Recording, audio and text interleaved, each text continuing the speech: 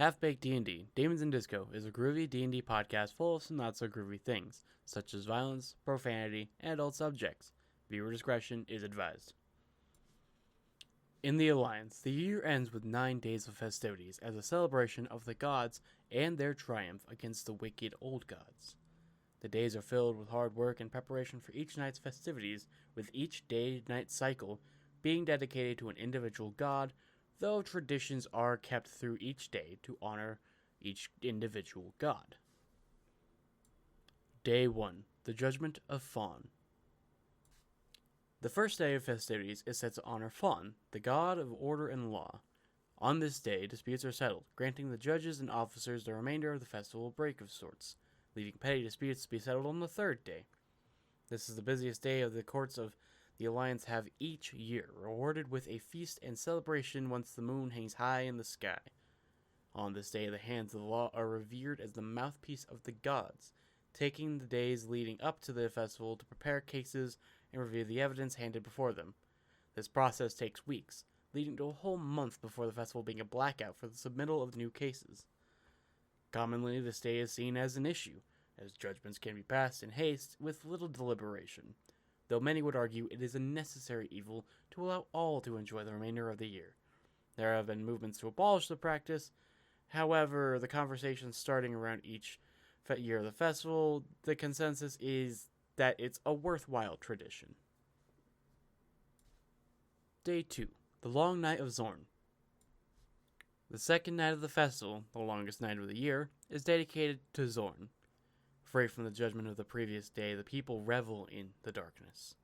The night evokes the danger felt on the back of everyone's necks just before the Celestial War broke out. Tales are told throughout the Alliance, recounting the war and its effect on the mortal world. Families gather around candles, telling stories to the newer generations, telling of the heroes of the war, the gods who came out victorious. With each new tale, a new candle is lit until they are all bathed in light, and the moon hangs high in the sky. As the children slowly drift off into sleep, it falls to the adults to tend to the flame, a symbolic gesture in the face of the darkness. All the while, shadowy forces move across the streets in the Alliance, those who are often thought of as criminals. On this night, they act as vigilantes, protecting those who hide in their homes as the law rests in recovery from the previous night. There has not been a single year where the blood is not spilt during the long night, but the day always seems strangely brighter once the sun does rise. Day 3. The Glory of Ku. On the third day of the celestial celebration, the streets of the Alliance are cleared, prepared as arenas. All the while, cooks are set out to create a feast for warriors.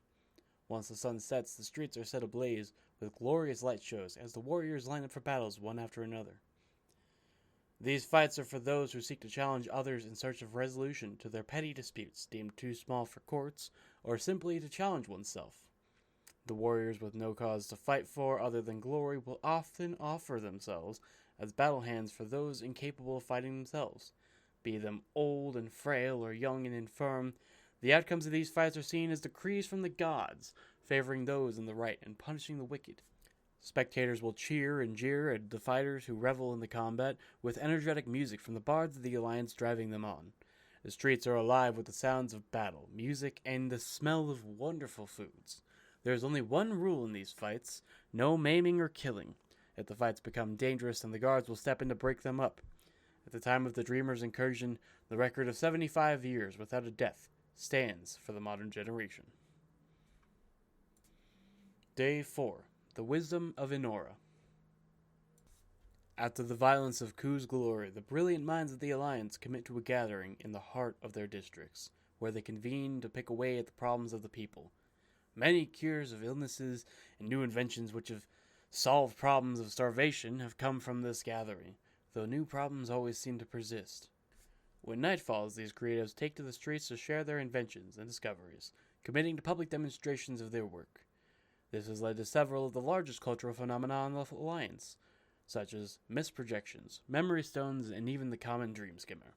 The richest of the Alliance love to peruse these showings in search of the next big thing. Day 5. The Beauty of Juniper.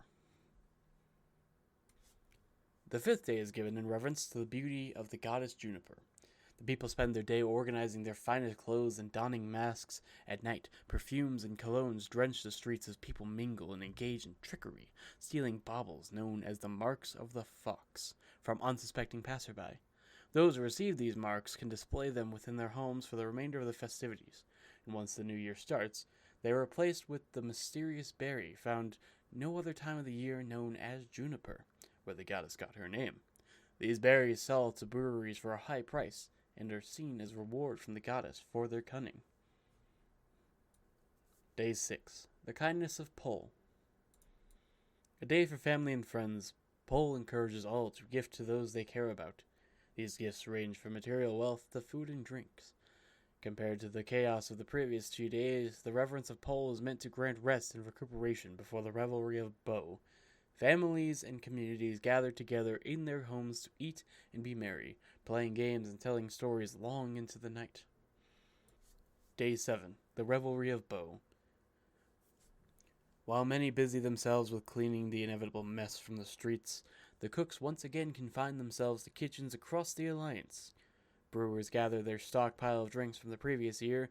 Stages and decorations are strewn across the continent as the people of the Alliance prepare for a party which spans from the southern tip of the Dragon District to the gilded northern tip of the Gold District. The night is chaotic as the people take to the streets to witness music, performances, as well as partake in the food and drink, unlike any you can find throughout the rest of the year. People line up shoulder to shoulder to indulge in the revelry of the mother of parties. The decadence of the night is revered as a thanks to the gods who allowed them to have such fine things in their lives. Day 8. The Motherhood of Dove. After the indulgent night, families gather to revere their parents and guardians. They often travel to communal gardens to plant seeds which they may tend through the year, though the soil of the Alliance has long since been cold and devoid of the life it once held.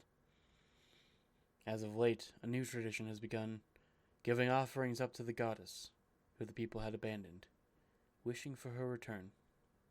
Many hope that one day she may bless the world with greenery, while others turn up their nose in disdain at those who forsake their gifts of the metal world. Day 9. The Wandering of Nim. The final day of contemplation before the new year begins. The people of the Alliance take to wandering their homes in search of new and interesting things. This day is also traditionally seen as a time of goodbyes, wishing farewell to those lost through the year, as well as the next generation setting out on their own. It is a day of tears, both happy and sad. When night falls, fires are lit and people gather round, dancing in the new year. Despite loss and pain, they gather together to dance and laugh. Food and drink reign once more, as the music rings out and the communities are celebrated. The Celestial Nights of the Black Gold Alliance are 9 days and nights of celebration, of love, of pain, of the lives they live. Yet, at the end of it all, it is a celebration of their communities and what they have achieved together, of persevering through the effects of every war that has racked their land, and in thanks to the gods who have guided them through these times.